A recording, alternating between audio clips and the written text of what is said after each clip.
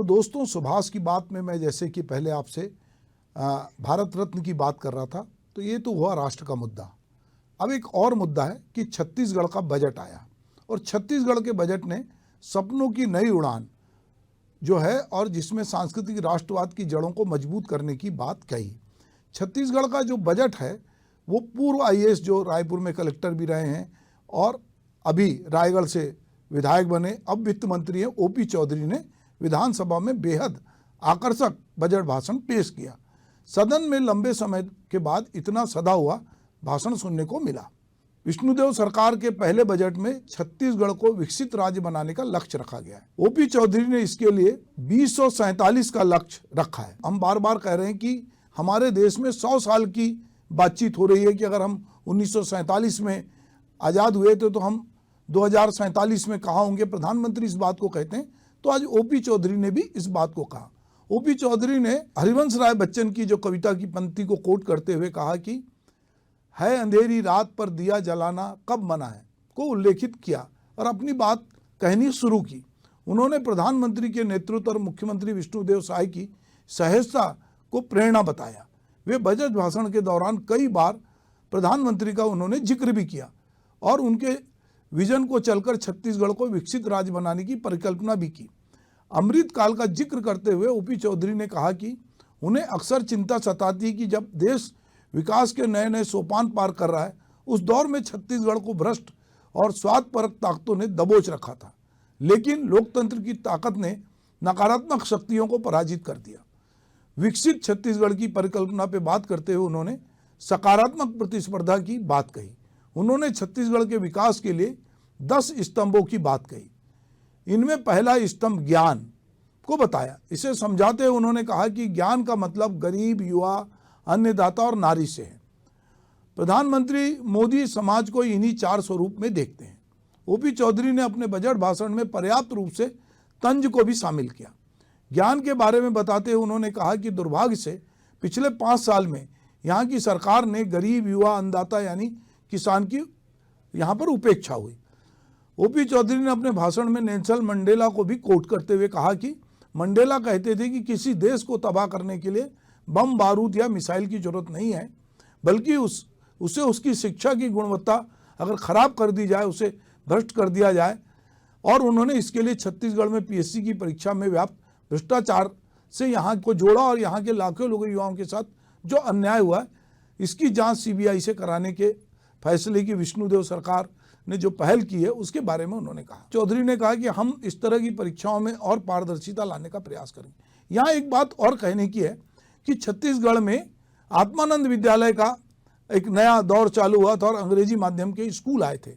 अभी उसके लिए कलेक्टर की अध्यक्षता में कमेटी थी। ओपी चौधरी जब दंतेवाड़ा में थे तो उन्होंने भी शिक्षा के क्षेत्र में काम किया था। अभी सरकार ने हाल ही में ये फैसला लिया है कि अब कलेक्टर की अध्यक्षता में नहीं होगा, ये शिक्षा विभाग के अधीनस्थ ये काम होगा। पर यदि ओपी चौधरी शिक्षा की गुणवत्ता की बात करते हैं तो वो आत्मानंद विद्यालयों की महत्ता को कैसे अस्वीकार कर सकते हैं, इस पर उनको कहना चाहिए था खोलकर, क्योंकि उन्होंने शिक्षा के क्षेत्र में जब कलेक्टर रहते हुए बड़ा काम किया था। बहरहाल ओपी चौधरी ने अपने बजट भाषण में एक और दमदार बात कही कि सिर्फ बात करने से कुछ नहीं होगा, इसके लिए उद्यम करना होता है।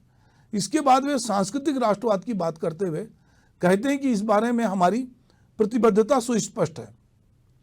इस संदर्भ में वे अटल बिहारी वाजपेयी की कविता को कोट करते हुए कहते हैं कि भारत कोई जमीन का टुकड़ा नहीं, या जीता जागता राष्ट्र पुरुष है, या चंदन की भूमि है, अभिनंदन की भूमि है, या तर्पण की भूमि है, या अर्पण की भूमि है। इसका कंकर कंकर शंकर है, इसका बिंदु बिंदु गंगा जल है। हम जिएंगे तो इसके लिए, मरेंगे तो इसके लिए। मुझे लगता है ठीक है, अटल बिहारी वाजपेयी की कविता कोट करना भाजपा के जो भी नेता हैं उनका एक कहना चाहिए कि उनके लिए बड़ी बात होती है, और अटल जी का व्यक्तित्व ऐसा था। पर बहुत सारी कविताएं हैं जो इस तरह की चीज़ों को प्रकट करती हैं, और जो हमारे समय के बड़े कवि हैं जो इतिहास में भी दर्ज हैं, वो कवि जो कवि के रूप में पहचाने जाते हैं, उनकी चीज़ें भी यदि बजट में इस तरह कविताएं शामिल हों तो मुझे लगता है कि इसका और महत्ता बढ़ती। सांस्कृतिक राष्ट्रवाद और श्री राम लला के प्रति प्रदेश की जनता की अपार आस्था को देखते हुए चौधरी कहते हैं कि सरकार ने श्री राम लला दर्शन योजना जो है मोदी की गारंटी के तहत शुरू की है।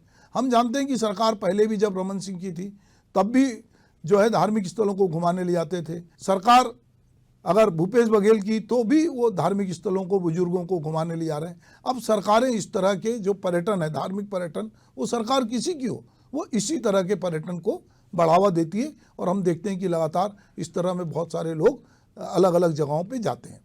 इस तरह कई लोग लुभावन प्रावधान करते हुए ओपी चौधरी ने अपने बजट भाषण में सबका दिल जीत लिया। विपक्ष के पास भी इस बजट भाषण और उसमें किए गए प्रावधानों का विरोध करने को कुछ नहीं था।